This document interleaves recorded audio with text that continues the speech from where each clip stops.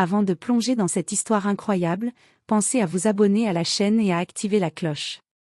Ici, chaque récit a quelque chose à dire, et vous ne voudrez pas en manquer un seul. Madeleine Johnson n'était pas seulement une milliardaire noire, elle était l'une des femmes les plus puissantes et respectées du monde des affaires à New York. À 38 ans, elle avait bâti un empire technologique qui rivalisait avec les géants du secteur, et pourtant, malgré sa réussite éclatante, une partie d'elle se sentait invisible. Dans ses bureaux en verre, perchés aux 45 étages d'un gratte-ciel du quartier financier, Madeleine observait la ville en contrebas. Les taxis jaunes et les piétons pressés formaient un ballet incessant. Elle voyait l'effervescence, la vie, mais aussi les injustices que personne ne voulait voir. Depuis longtemps, elle avait remarqué une vérité troublante: dans ses propres entreprises, certaines personnes la respectaient uniquement pour son argent, mais jamais pour elle. Elle avait engagé des centaines de personnes, et pourtant, beaucoup la jugeaient à travers le prisme de son apparence, de sa couleur de peau, de son statut social. Ce matin-là, un incident particulièrement révélateur avait déclenché en elle une étincelle. Alors qu'elle passait incognito dans l'une de ses entreprises, vêtue d'un tailleur classique, elle avait été ignorée par plusieurs employés qui ne la reconnaissaient pas comme la PDG. Plus frappant encore, certains avaient même fait des remarques dénigrantes sur les « gens comme elle », des mots prononcés avec cette arrogance innocente que seuls ceux qui ne voient pas la vraie personne peuvent avoir. Madeleine sentit une colère froide monter en elle, mais elle savait que la colère seule ne suffisait pas. Elle voulait leur montrer une leçon qu'ils n'oublieraient jamais, mais pas par l'humiliation directe. Non, elle voulait leur faire ressentir ce qu'elle ressentait tous les jours, leur faire comprendre, au plus profond, combien ils se trompaient en jugeant une personne sur des apparences ou des préjugés. C'est ainsi qu'elle prit une décision radicale: se déguiser en femme de ménage. Un simple uniforme bleu marine, un chariot de nettoyage et un faux nom, Clara, suffiraient pour devenir invisible à leurs yeux. Elle allait infiltrer son propre monde, observer ses employés sans qu'ils sachent qui elle était, et préparer une leçon inoubliable. Une leçon de respect, d'humilité et de vérité. Ce prologue se termine sur l'image de Madeleine ajustant son uniforme devant un miroir discret dans le hall de son entreprise, ses yeux sombres brillant de détermination. Elle était prête à entrer dans le monde invisible qu'elle connaissait trop bien, mais qu'elle allait bouleverser de manière magistrale. Madeleine, ou plutôt, Clara, maintenant, poussait son chariot de nettoyage à travers le vaste hall de son entreprise. Le carrelage immaculé brillait sous les lumières fluorescentes, mais ce qui frappait le plus, c'était l'indifférence des employés. Aucun ne levait les yeux vers elle. Pour eux, elle n'était qu'une femme de ménage parmi tant d'autres, une silhouette qu'on croise et qu'on oublie aussitôt. Elle passa près de son assistant personnel, un jeune homme nommé Jason, qui la regarda à peine. « Clara, la cafétéria est en retard pour la livraison. » Sa voix était sèche, légèrement condescendante. Madeleine sentit une pointe d'amertume. Elle venait de voir son nom sur un mémo affiché dans le hall, et pourtant, Jason ne savait pas quelle était la patronne qu'il servait tous les jours. En poussant son chariot, elle observa les employés. Certains murmuraient entre eux, lançant des regards désobligeants aux femmes de ménage. Un manager, Greg Thompson, fronçait les sourcils en parlant à une collègue: « Franchement, elle ne devrait même pas être ici à cette heure, on doit faire le double boulot derrière elle. » Le cœur de Madeleine se serra. Combien de fois, pensait-elle, avais-je été jugée de cette façon? Combien de personnes m'avaient sous-estimée, simplement parce que je suis noire, ou parce que je suis une femme? Aujourd'hui, elle allait observer, apprendre et préparer sa réponse. Mais pour l'instant, elle devait rester, Clara, silencieuse, invisible, mais attentive. Elle entra dans la cafétéria où plusieurs employés étaient en pause. Là, elle vit exactement ce qu'elle redoutait: moquerie subtile, regard condescendant, soupir exaspéré quand une collègue de Clara faisait son travail. Madeleine sentit une rage froide se transformer en stratégie. Elle ne les confronterait pas maintenant, non, elle allait leur montrer, par ses actions, ce que signifie être ignorée, jugée et sous-estimée. Alors qu'elle nettoyait les tables, un jeune employé, Tim, renversa par accident un plateau de nourriture. Les autres éclatèrent de rire. Madeleine s'approcha doucement et aida Tim à ramasser les assiettes, sans dire un mot. Mais dans ses yeux, il y avait quelque chose de profond: patience, dignité et un pouvoir invisible. À ce moment-là, elle savait que sa leçon allait être mémorable. Les employés pensaient qu'ils voyaient seulement une femme de ménage, ordinaire, mais bientôt, ils découvriraient que la véritable force se cachait derrière cet uniforme. Le chapitre se termine avec Madeline qui pousse son chariot dans le couloir principal, observant silencieusement Greg Thompson parler à ses subordonnés. La scène était mise, la leçon en préparation, Clara était prête à entrer dans l'histoire qu'elle allait écrire pour eux. Depuis plusieurs jours, Madeline s'était fondue dans son rôle de femme de ménage. Chaque matin, elle revêtait son uniforme, poussait son chariot et entrait dans l'entreprise sans que personne ne la reconnaisse. Ce qu'elle avait découvert jusqu'à présent dépassait ses attentes. Le mépris, l'indifférence et parfois même le cynisme de certains employés étaient flagrants. Ce mardi matin, elle décida de passer à l'action. Sa première cible était Greg Thompson, le manager arrogant qui avait déjà méprisé ses collègues femmes de ménage. Madeline observa sa routine, il entrait dans le hall, lançait des ordres d'un ton sec, et se permettait des remarques humiliantes sur le travail des autres. Lorsqu'un café renversé éclaboussa le sol près de son bureau, Greg soupira exagérément et grogna. « Sérieusement ? Vous ne pouvez même pas faire attention ?» Sans hésiter, Madeline, sous le nom de Clara, s'approcha avec son seau et son balai. « Je peux nettoyer ça pour vous » dit-elle calmement. Greg la regarda, haussa les épaules et dit avec condescendance. « Fais vite, Clara. » « Ce n'est pas sorcier, hein ?» À ce moment précis, Madeline sentit une pointe de satisfaction. Elle nota mentalement chaque mot, chaque ton. Chaque geste d'arrogance serait plus tard mis en lumière. Elle réalisa que l'humiliation qu'elle ressentait en tant que femme noire puissante n'était rien comparé à ce que beaucoup de ses employés infligeaient inconsciemment aux autres. Le jour suivant, elle planifia un petit test subtil. Dans la salle de pause, elle laissa tomber par hasard un plateau de fruits. Les employés qui passaient devant se moquaient, certains soupiraient, d'autres ne faisaient rien.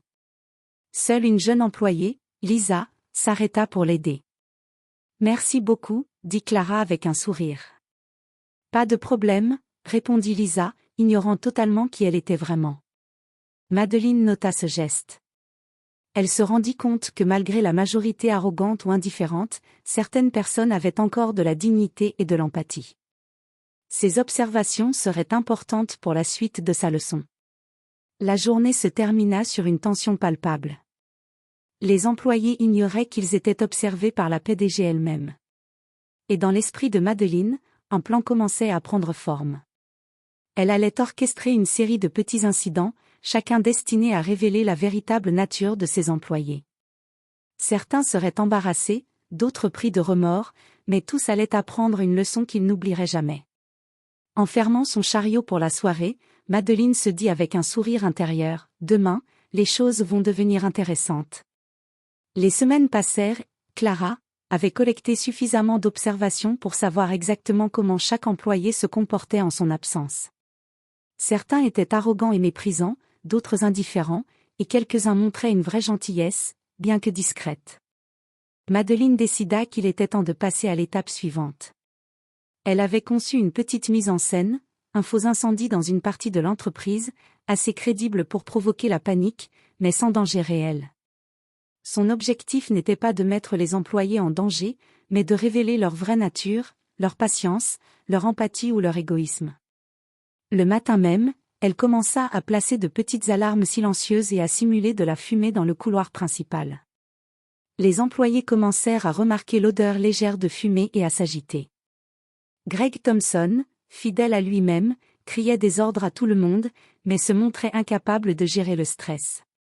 Certains employés paniquaient, tandis que Lisa et quelques autres aidaient calmement leurs collègues à sortir.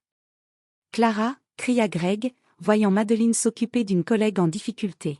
« Pourquoi ne fais-tu rien pour aider ici ?» Madeline continua son rôle de femme de ménage, mais son sourire intérieur était malicieux.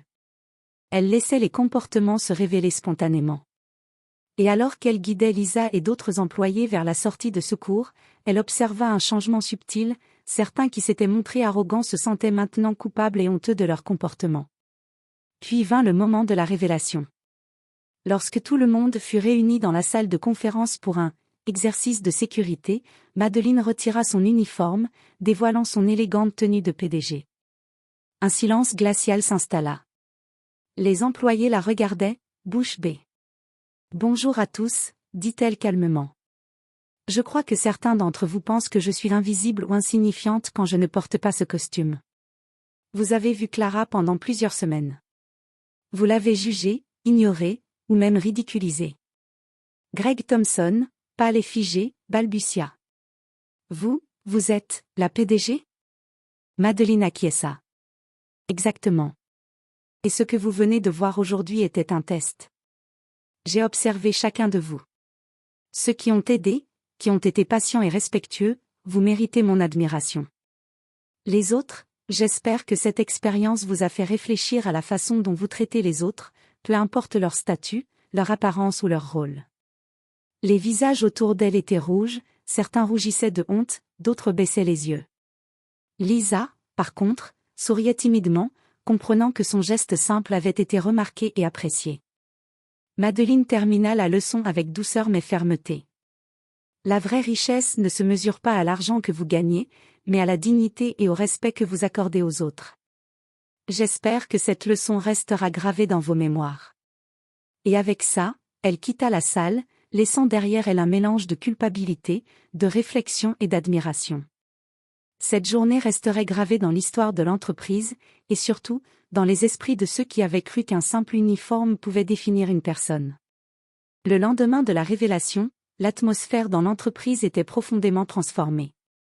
Les employés marchaient dans les couloirs avec un mélange de respect et de prudence, conscients que la PDG qu'ils avaient ignorée ou méprisée était bien plus proche qu'ils ne l'avaient imaginé. Greg Thompson, le manager arrogant, fut le premier à demander un rendez-vous avec Madeleine. Son visage montrait un mélange de gêne et d'humilité.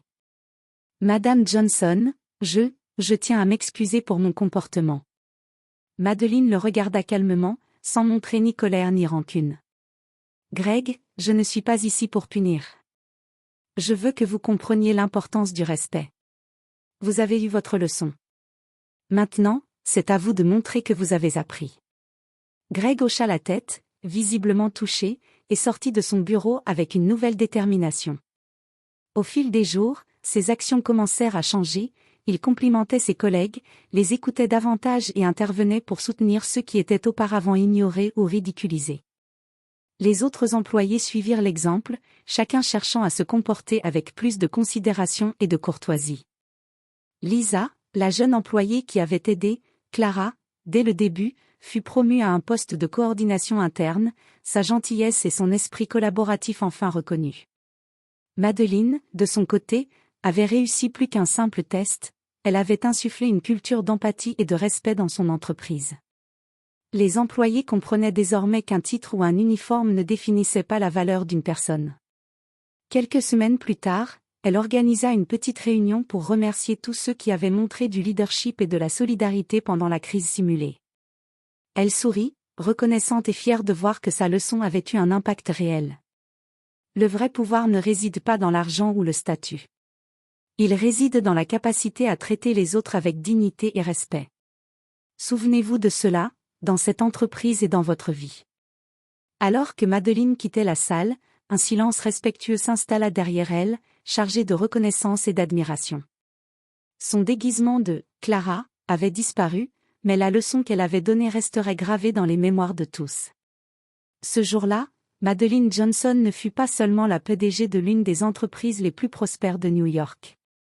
Elle devint un symbole vivant de leadership authentique, de puissance tranquille et de l'importance de voir la valeur des autres au-delà des apparences. Et dans les couloirs de son entreprise, chaque employé sut désormais qu'une leçon de vie pouvait surgir là où on l'attendait le moins, même de la part de la personne que l'on croyait invisible.